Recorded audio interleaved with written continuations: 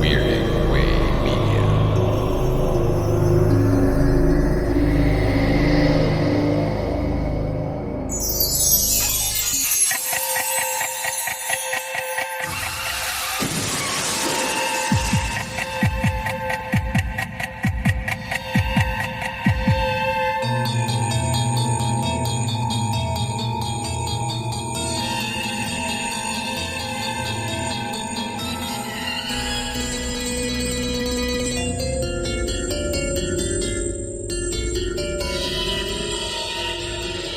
Hello there, I'm Chris Stashew. I'm Mike White. And this is Father Malone. And the three of us are coming to you from the Twilight Zone, back in 1985. Hey, everybody, it's the Twilight Zone. That's the most excitement we'll be showing on this episode of the show. On this episode of the show, we are going to be talking about the Twilight Zone 1985, and we are going to be talking about the 43rd and 45th episodes of the 13th or third season, overall the 18th and 19th episodes, Streets of Shadows and Something in the Walls. A man living what Thoreau called a life of quiet desperation. A man once successful, once firmly ensconced in the American dream, only to have it turn into a nightmare.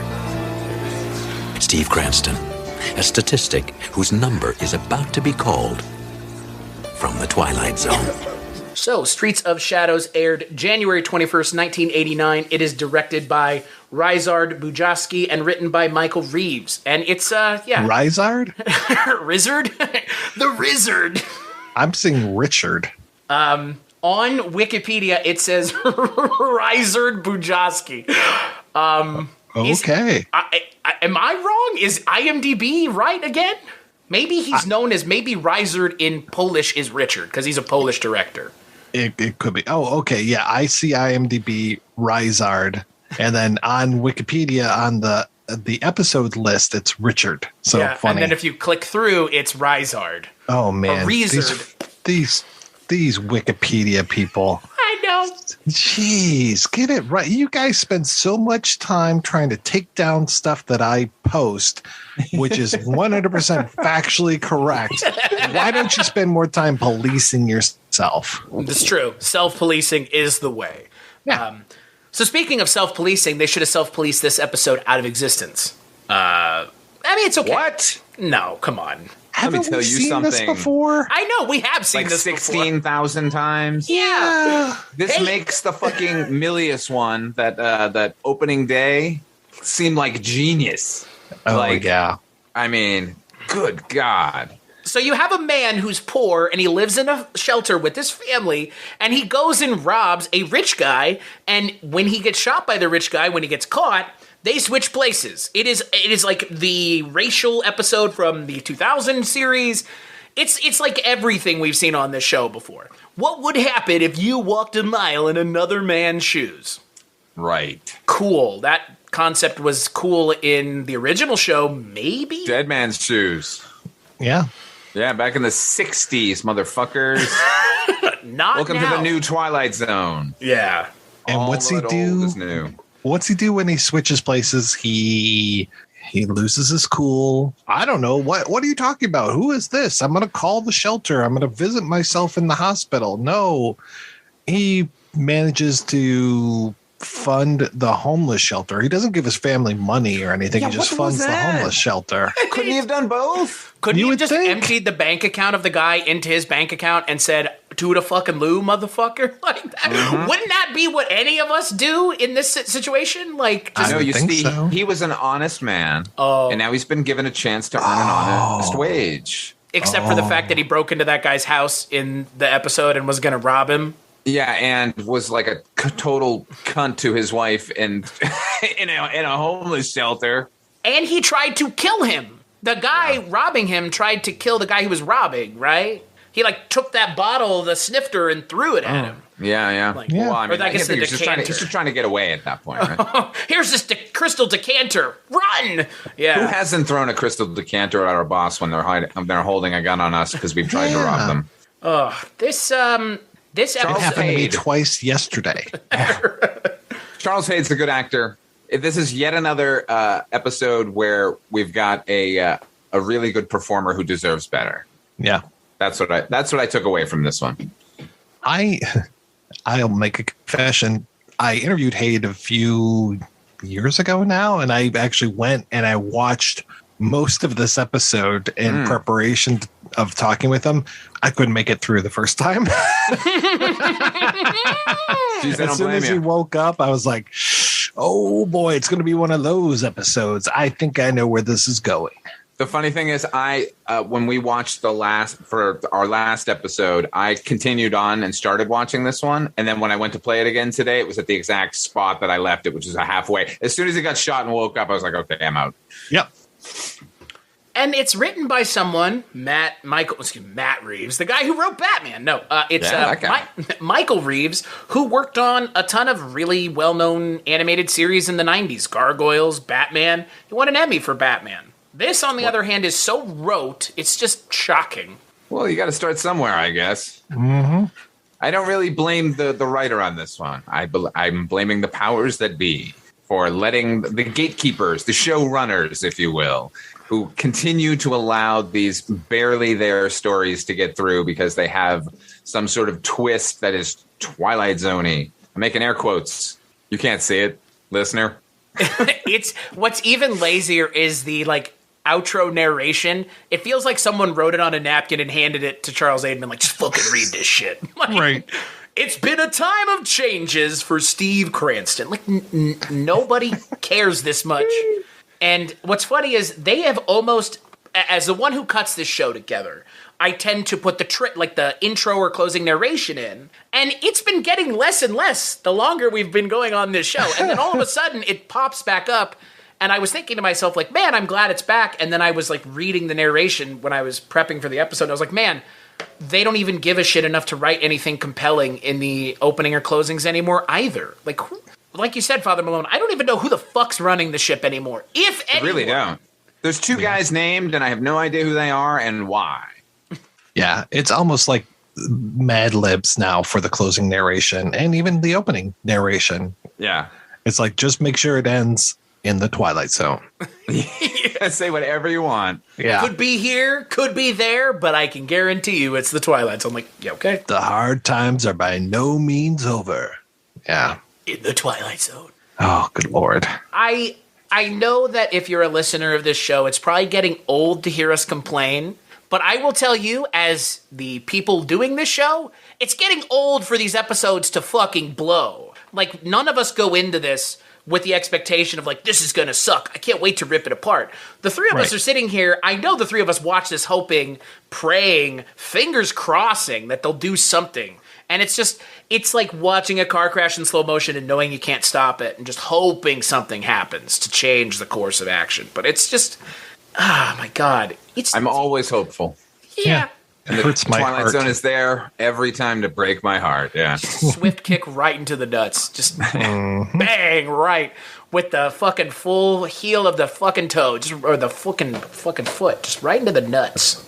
Reminds me that there's a Harvey Pekar cartoon where he's staring in a mirror and the thought balloon is, there's a reliable disappointment. Like, that's what the Twilight Zone has become to me. And again, it's surprising how quickly it's fallen from that first season. Oh, yeah. Yeah. You guys want Was it quick, though? This is 4 years later. That's fair. That's fair. For us, too. Yeah. We're ancient now. God. Yeah. Yeah. When I started this, I was in high school. Wow.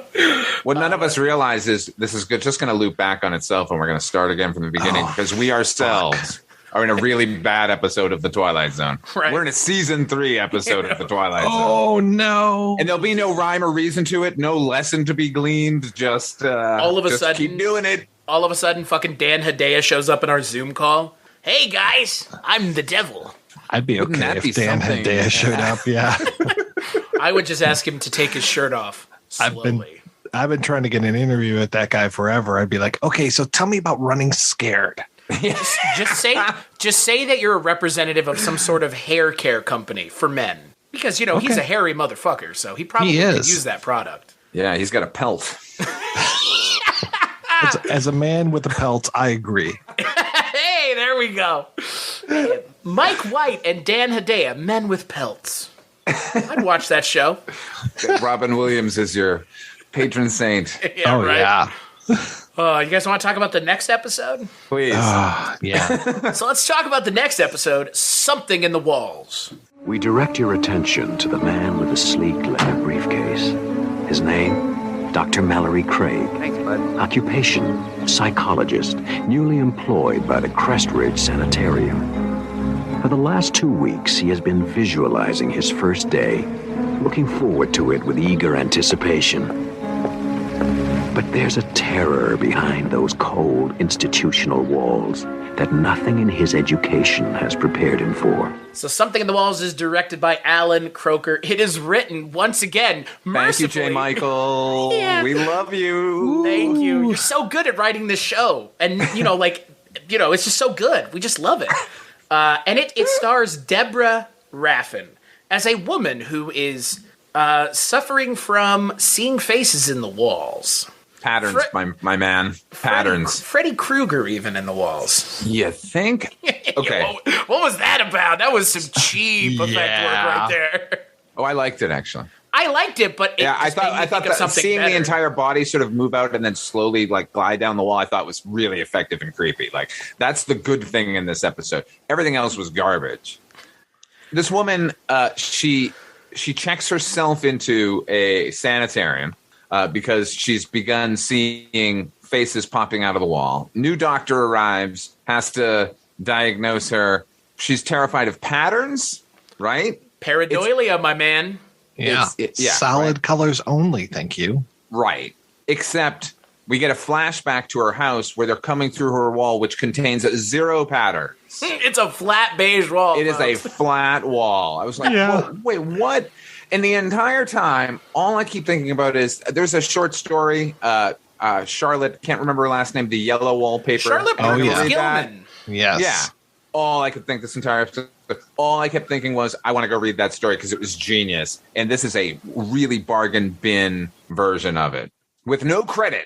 Such a bargain bin version of it that they actually do mention on the Wikipedia page that it is a variation of that story. Oh, okay. Oh. I mean, that's all I could think of too. I mean, I'm sure that's all any of us could think of because that story is so synonymous and just so well known, right? Everybody knows that story. I mean, you learn it in high school. So Yeah, exactly. And like J. Michael Straczynski had no access to that story. He didn't get influenced by it, at least.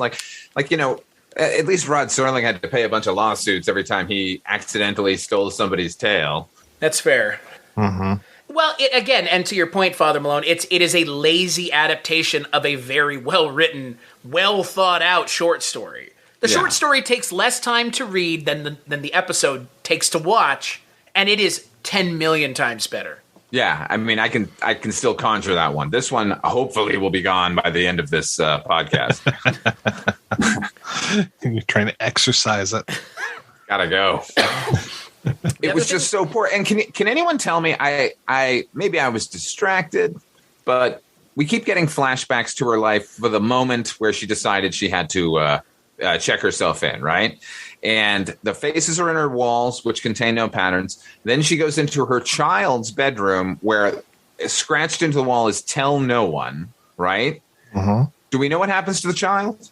No, we don't. Okay. And then now she's in the sanitarium. She's terrified of patterns, won't tell anybody anything.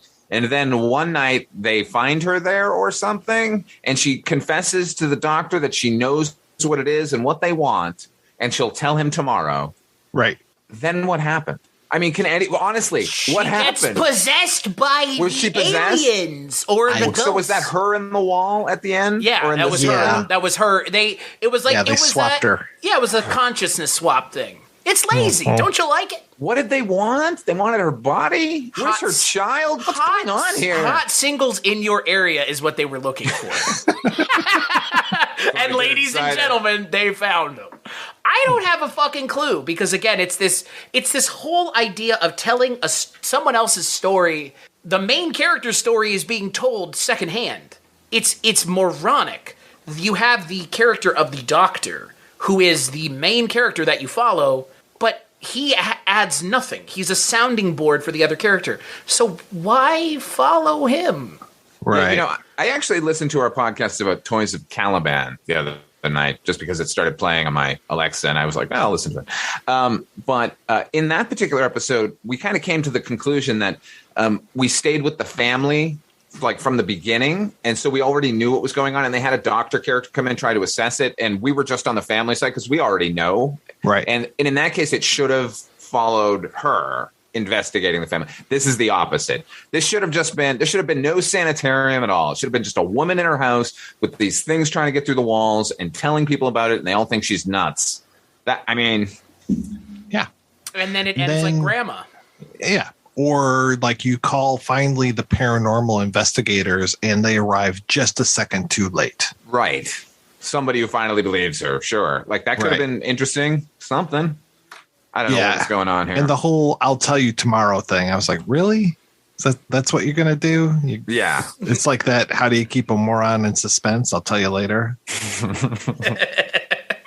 It's just lazy screenwriting. That's all it is. And the sad thing about this show is it feels like it's become a show where they see it as an opportunity to be lazy as opposed to an opportunity to elevate an anthology series. Mm-hmm. You got 21 minutes on a fucking TV show that's on live network TV, and this is your best offering. We all know how much it takes to make a fucking show. Like, you fart this out, you're wasting everybody's time. Mm-hmm. At this point, like, Straczynski seems to be writing the bulk of the series. Mm-hmm. Granted. Anyway, like, maybe he's stretching himself a little thin. I'm trying to let him off his own hook here. Yeah, what a nice guy you are. Trying. I wouldn't do that for him. I'm trying to find some light in all of this darkness. God. It's... it's just so demoralizing. It's ... Yeah, right. It's demoralizing. Oh, yeah. Because I don't want people to watch this. Like, I can't in good conscience say, hey, you should check this out. Like, no. Run the other way. Actually, you know what? Don't watch this. Just read the short story. Read that short story that they claim is not the basis for this episode. Like, it's not that they don't claim, it's just that they didn't give it any credit. At all. Right. Well, that to me is as well as claiming. That's fair. That's fair. I don't know if you know this, but Tarantino does that too. What? In what movie? No. I don't believe it. Yeah. You're just jealous. Yeah. Jealous of his talent. Don't you know that good artists create and great artists steal? J. Michael Straczynski's a great artist. Oh. Well, you know what they say? The mattress full of $100 bills that he probably dries his tears with would lead me to believe you're correct. So, yeah.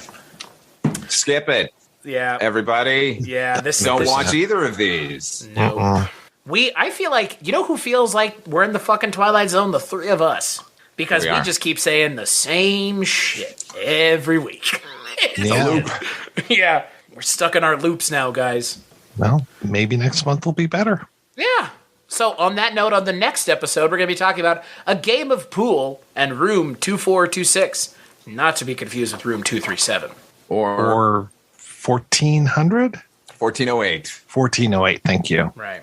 That's a good movie. Go watch that. What, the John Cusack movie? Yeah. I love that movie. Original You guys ending might hate it. I don't care. I Original love the movie. ending or alternate? I haven't watched it.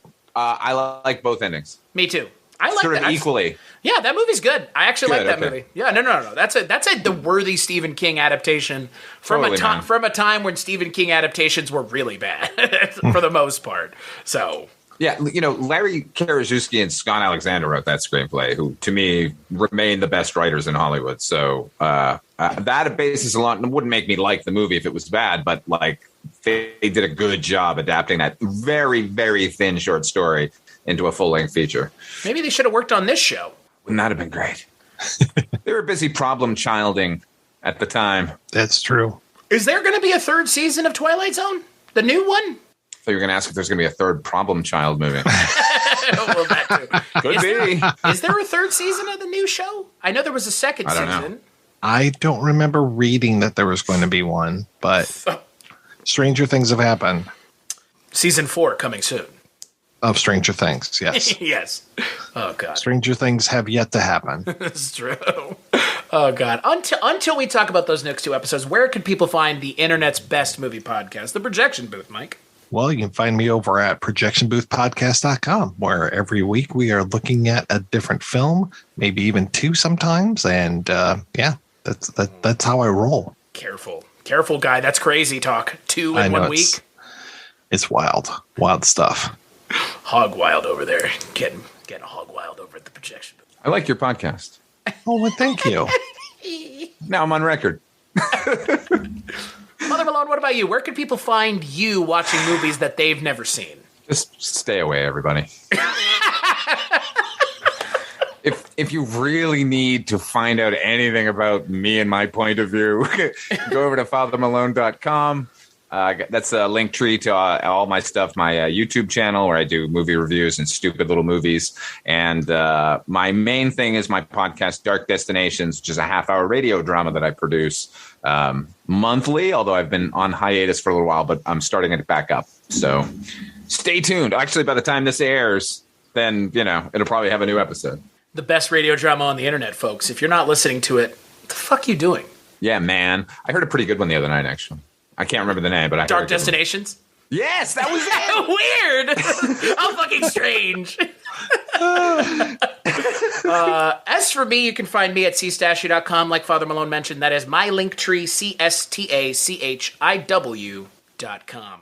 That's my link tree. So go there. My stuff I work on, Culturecast, Barney Miller, Tales from the Crypt podcast that's done, buried in its own tomb. Its own fucking creation. As for this show, TwilightZone85.com is where you can find this show. Big thanks as always to Abby. No, not Abby Stabby. That's Rankin and Bass. Big thanks as always to Roxy Drive and Neutron Dreams for the music for the show. And we'll catch you on the next episode.